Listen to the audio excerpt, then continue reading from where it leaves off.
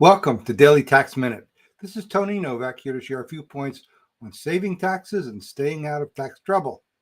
Here we are at the first business day of the calendar year 2025. It seems like a good time to stop and talk about a common tax resolution, and that is today's topic is mileage trackers. So the background is that if we are self-employed and we are going to deduct our mileage, we must track them, and not just in any random way that we want to. The IRS has specific requirements that must be included in a mileage tracking record.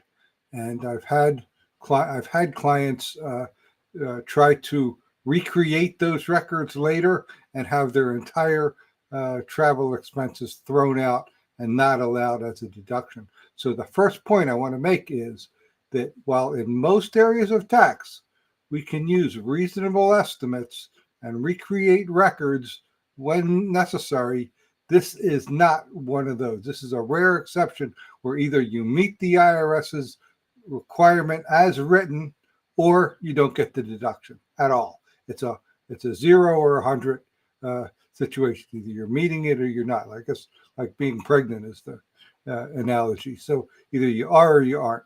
So the specific requirement for a mileage log includes that we record who we're seeing, where we're going, the date, of course, and that record is made contemporaneously. In other words, it's made on that day or at that time. Too many taxpayers and tax court have tried to recreate those records later on after they've received an audit notice, and that almost never works. As far as I can tell, there's plenty of tragic stories where those cases are thrown out. So we need a contemporaneous record. Fortunately, now in 2025, we can log on to your app store if you have an iPhone or the equivalent on your cell phone, and you can download from a handful of different mileage trackers, and they automatically collect the data that IRS needs, and all we need to do is swipe left or swipe right to add whether it's a personal trip or business trip.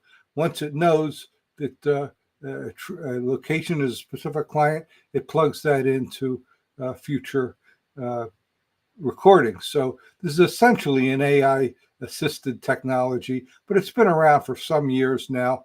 I've used two of them, MileIQ first years ago, and in recent years I used the one built into, I think now all versions of QuickBooks have a built-in, no extra cost mileage tracker. So now we're getting into the interesting part. So you download one of those, you put it on your phone, you turn it on, and it's automatically tracking when you start making your trips. What if I turn it off? What if I don't have my phone? What if I forget whether trips are business or personal? Well, there's nothing in tax law that says we need to be 100% accurate on that log.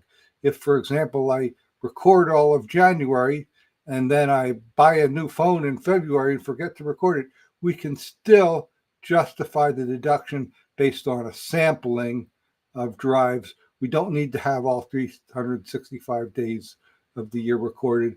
And there are other corrections that we can make so long as the core, the basic records, meets IRS requirements. So I hope that makes sense. It is a difficult and I would say sensitive area of tax compliance. The records have to meet IRS requirements, but we don't need to have every single record for every single trip in order to meet the IRS requirement. So if I've thoroughly confused you, let me know in the comments on social media, or if you want to talk one-on-one, that's easy also. Arrange a call at taxproblems.cba. And I'll be back tomorrow with another Tax Minute.